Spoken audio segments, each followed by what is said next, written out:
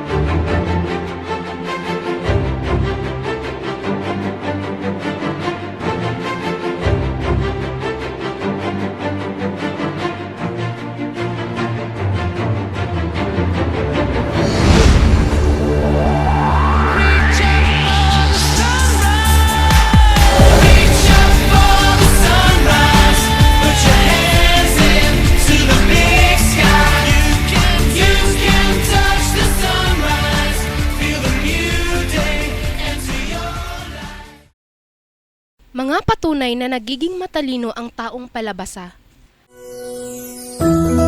Ang pagbabasa ng mga aklat ay may layuning hindi lamang malinang ang kakayahan ng mga mag-aaral sa pagbabasa, kundi magkaroon sila ng mga kaalamang kaugnay sa pagmamahal ng Diyos, bayan, kapwa-tao at kalikasan, mga kagandahang asal, mga aral at mga karanasang maiuugnay sa katotohanan ng buhay.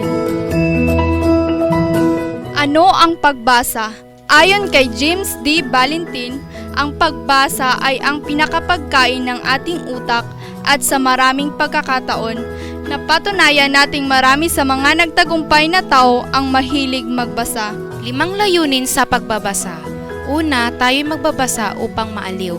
Pangalawa, nagbabasa tayo upang tumuklas ng mga bagong kaalaman at naimbak sa ating isip. Pangatlo, mabatid ang iba pang mga karanasan na kapupulutan ng aral. Pang-apat, na paglalakbay natin ng ating diwa sa mga lugar na pinaggaganapan na marating. At ang panghuli, na pag-aaralan natin ang ibang kultura ng lahi upang mabatid ang pagkakatulad at pagkakaiba nito sa kulturang ating kinagisnan. Mayroong 5 kahalagahan ang pagbasa. Una, nadidevelop nito ang kakayahan sa pagtugon. Pangalawa, napauunlad ang husay ng individual sa pag-unawa. Pangatlo, nasasanay ang isang tagabasang mapaghusay at mapabilis ang kakayahan. Pang-apat, nakakatulong sa pagpapaunlad ng karunungan at talasalitaan. At ang panghuli, nahahasa ang gawain sa pagmememorya. Ang mundo ay patuloy din sa kanyang pag-inog. Kung kaya't, ang tao ay patuloy din sa pagtuklas ng mga makabagong kaalaman sa pamamagitan ng seryosong pagbabasa sa iba't ibang disiplina o larangan. Mabilis ang pagkatuto ng isang taong may kakayahang bumasa. Katulad ng isang mag-aaral, marami ang natututuhan at handa sa pagharap sa mga problema sa buhay sa pamamagitan ng pagbabasa. 5 gabay o dimensyon ng pagbasa. Pag-unawang literal. Kung paano mo binasa, ganun mo din siya naintindihan. Interpretasyon. Kailangan mong bigyan ng kahulugan ang iyong binabasa. Mapanuring pagbasa, critical reading, pag-intindi sa mga malalalim na salita. Aplikasyon ng kaisipang nakuha, may kakayahang umintindi sa mga salawikain. Pagpapahalaga, appreciation, pagdama sa kagandahan ng ipinahiwatig ng nilalaman ng kwento. May 4 din tayong proseso sa pagbasa. Perception. Ito ay pagkilala at pagtukoy sa mga nakalimbag na simbolo at kakayahan sa pagbigkas ng mga tunog. Comprehension. Ito ay ang pag-unawa sa mga nakalimbag na simbolo o salita. Reaksyon. Ito ay kaalaman sa pagpasya o paghatol ng kawastuhan, kahusayan, pagpapahalaga at pagdama sa teksto. Integrasyon o asimilasyon. Ito ay kaalaman sa pagsasanib o pag-uugnay at paggamit ng mambabasa sa kanyang dati at mga bagong karanasan sa tunay na buhay. Ito ay ayon kay William S. Gray, ang ama ng pagbasa. 8 teknik sa pagbasa. Skimming o ang pahapyaw na pagbasa. Scanning, mabilisang pagbasa. Casual, pansamantala lang na pagbasa. Comprehensive, pag-unawa sa binabasa. Critical, malawak na pag-iisip o pag-intindi. Pamuling basa, pagsaulo ng binasa. Basang tala, nagbabasa habang sumusulat. Suring basa o review, kinukuha ang mga importanteng detalye o rini-review.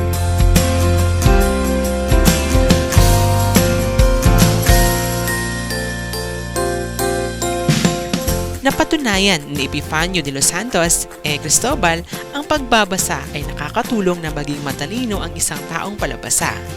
Siya ay nagtapos sa Ateneo de Manila sa kursong Bachelor of Arts na may pinakamataas na parangal na summa cum laude at pagkatapos ay kumuha siya ng abogasya sa Universidad ng Santo Tomas. Nanguna siya sa pagsusulit ng kataas-taasang hukuman. Dahil sa mahilig siyang magbasa, nagkaroon siya ng malaking koleksyon ng mga aklat at sining at panitikan. Maraming benepisyo ang dulot ng pagbabasa. Isa na dito ay pinapalawak ang ating bokabularyo, imahinasyon at higit sa lahat, mas marami tayong natututunan. Rekomendasyon. Para sa magandang kinabukasan ng inyong mga anak, napakahalaga ng pagbabasa at pag-aaral at malaking kasiyahan ang dulot nito. Ang pinakamasayang alaala ng ilan ay kapag binabasahan sila ng kanilang mga magulang noong maliliit pa sila. Ang pagbabasa mismo ay kasiyasiya na at ganun din ang mga pakinabang nito. Lalo na nga sa mga lingkod ng Diyos, yamang ang espiritual na pagsulong ay nakadepende ng malaki sa pag-aaral ng Biblia. Ano ang ilang mahalagang hakbang para makahilig sa pagbabasa ang inyong mga anak? Bata pa lang, sanayin na sila sa mga aklat. Sinabi ng isang elder na natulungan ng kanyang mga magulang na magkahilig sa pagbabasa. Sanayin sa mga aklat ang inyong mga anak. Kapag nasanay na sila rito, magiging bahagi na ito ng kanilang buhay. Mas mabuti pa ang taong hindi marunong magbasa kaysa sa taong marunong magbasa na hindi naman nagbabasa.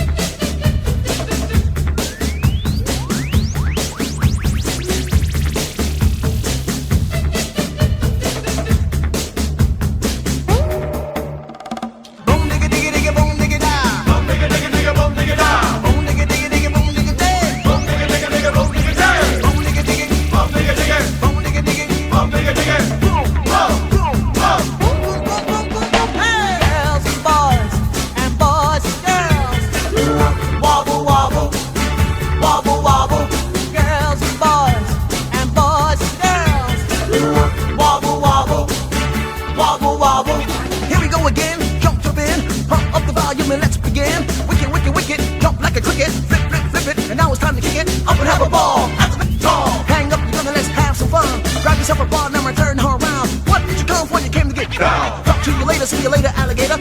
On the dance floor like a ooh, baby, ooh, ooh, shooby, shooby, ooh, ooh. Only if you want to, we can never do what? The groove fantastic, and we won't stop. It's so spasmodic, so I hit hop to the middle of the floor, and I get wicked when I'm at the girls and boys and girls. Wobble, wobble, wobble, wobble. Girls and boys and girls. Wobble, wobble, wobble, wobble. Ooh, child, I have never, ever seen something so Sugar, sugar, pop, pop, pop, till we drop. Jump, jump around, get up and don't stop. The DJ spin, another hot wax. 2, 4, 6, 8, 10 to the max. High velocity, can you feel the vibe? All aboard the wee train, we're gonna ride. Adventure in stereo, if you really wanna know. Come to the dance, wanna let yourself go. I see boys, thinking like they wanna get up. They wanna bust the groove to this one. I see girls, they wanna shing the ling, they wanna shake the thing, the wild thing. everybody, come and get on. Rockin' don't stop till the early morn. Weeble, weeble, weeble, wobble, wobble, wobble. Send me OJ, I think I wanna bubble.